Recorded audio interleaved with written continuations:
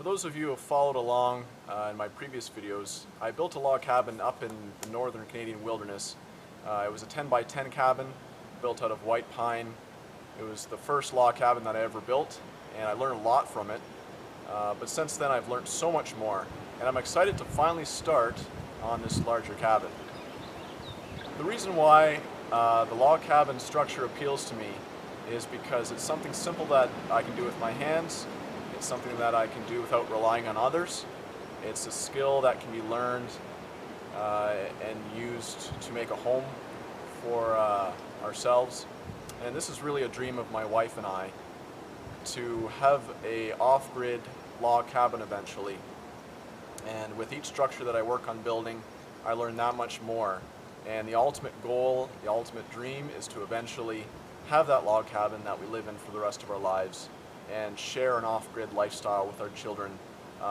Just a simple, wholesome life that we are able to get enjoyment from the simple things like cutting firewood and raising chickens and being able to harvest our own power from the sun. There's just a lot of things that really appeal about the off-grid lifestyle, and I believe a log cabin fits in nicely with that kind of dream. As well, log cabins, I think, have a much smaller footprint than your regular stick frame style home. It just seems a little more back to the basics and back to living off the land and respecting it. So there's so many things that appeal to us, and so this is kind of the beginning of this dream.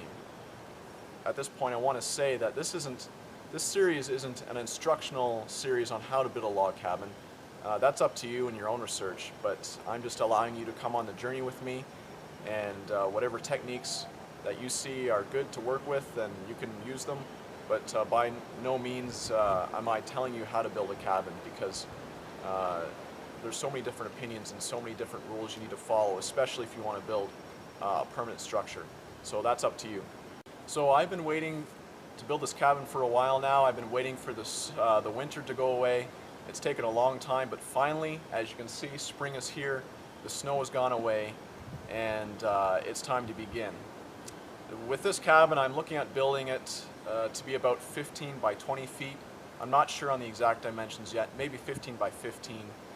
I want to build it out of white cedar, which is what I have all around me here. Cedar is good wood to build with because it's naturally acidic, so it has its own protection, built-in protection against fungus and bugs, so they last longer. And plus they're easier to work with your tools. It's a bit of a softer wood. So this is about a 2-year project. This summer I'll be harvesting the trees, getting them cut, selected.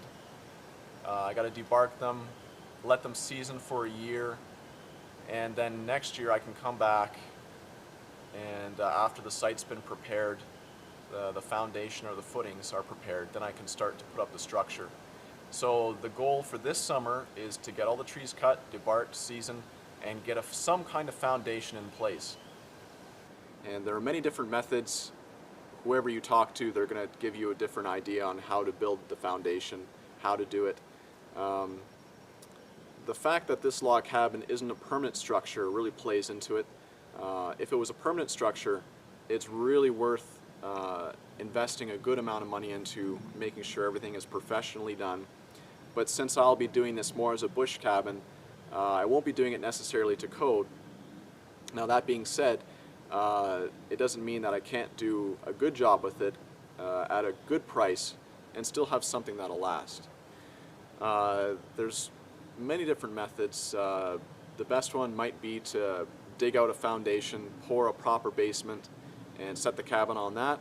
But of course that's quite expensive. As well, I've heard of rubble foundations before, and those are quite interesting, where they dig down just below the frost line, pour in place in a bunch of field stone and mortar them in, and build a stone wall up to about 2 feet above the ground, and set the logs on top of that, and that's nice. It still takes a fair amount of concrete, I'm sure, to do that, but not nearly as much as a basement, of course. And I've heard of the cement slab idea, where they put a cement slab down, and but the downfall with that is it's still quite expensive, and I've heard with cabins with cement slabs, they need to be kept warm at all times, because if you're not in the cabin and you're not heating it during the winter time, then the fluctuation between the warm temperatures and the cold temperatures throughout the year can cause the slab to crack. And if you get into the cabin on a winter's day after not being in it for a while and the cabin's cold, it's going to take a long time for that stone floor to heat up, and your feet are going to be pretty cold. As well, there's the pier foundation idea, where you just drill down, again 4 feet just below the frost line or so, depends on your area, pour a concrete tube, again 2 feet above the ground, set your logs on top of that. That's a lot cheaper, but again, the flaw with the pier foundation is pier foundations, if they're not done properly or if they're done in poor soil, they can sag or shift in different directions, and this can cause your cabin to sag and shift and settle improperly, so things are crooked, your windows are broken, your door won't shut properly. So with pier foundations, you really want to make sure you're doing a good job with it. As well, a person that I really look up to with log cabin structures, and someone who really inspired me, is Dick Pronicke. And he built himself a log cabin up in Alaska many years ago. And he built his log cabin directly on a gravel bed and put his logs right on top of that. And that's kind of frowned upon by a lot of builders. But for Dick Pronicke, this cabin turned out quite well, and it worked without any issues. The cabin settled well, there wasn't any shifting or sagging. Now, of course, when you do a gravel bed, the problem might be that during the cold winter and the warming of the summer months, there might be heaving in the ground, and it might heave your cabin up as well. But in some cases, a gravel bed on top of some cinder blocks or whatever seems to work quite well for some cabins. And that's the cheapest, and it's something that I think I might try, but I'm not sure just yet if I'm going to follow that idea or not. But I'll keep you in the loop with what I'll be doing in the weeks to come. Well, for any kind of a place to build a structure, you need to have a good site, a good soil for building on. You don't want to be in soft, squishy, wet soil. You want to have soil that's fairly strong, fairly compact.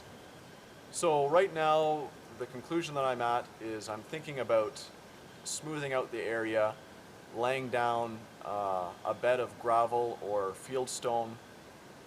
So I don't know if I'll be digging down into the ground just yet, and I'll be putting some cinder blocks down as kind of footings on top of the gravel to hold the cabin off the ground, because you want the logs off the ground to keep them away from the moisture and the bugs.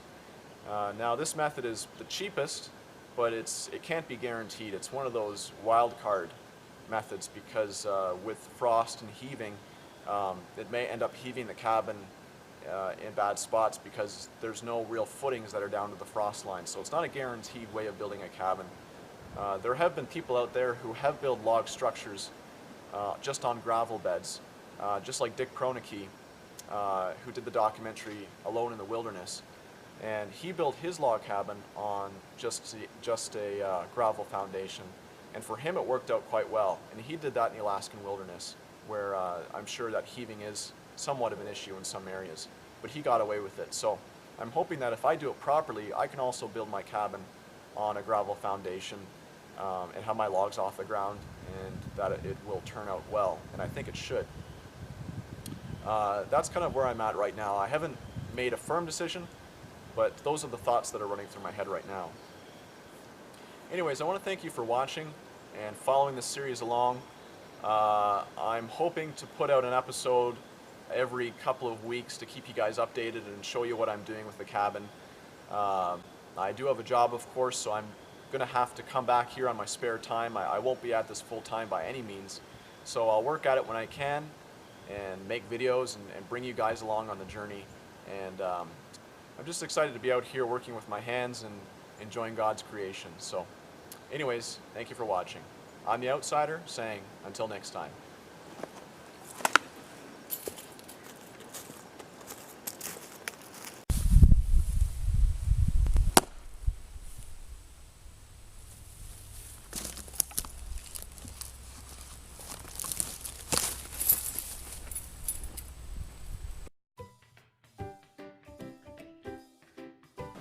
I'm the outsider, and I want to build a log cabin. It's gonna be a long day. Okay.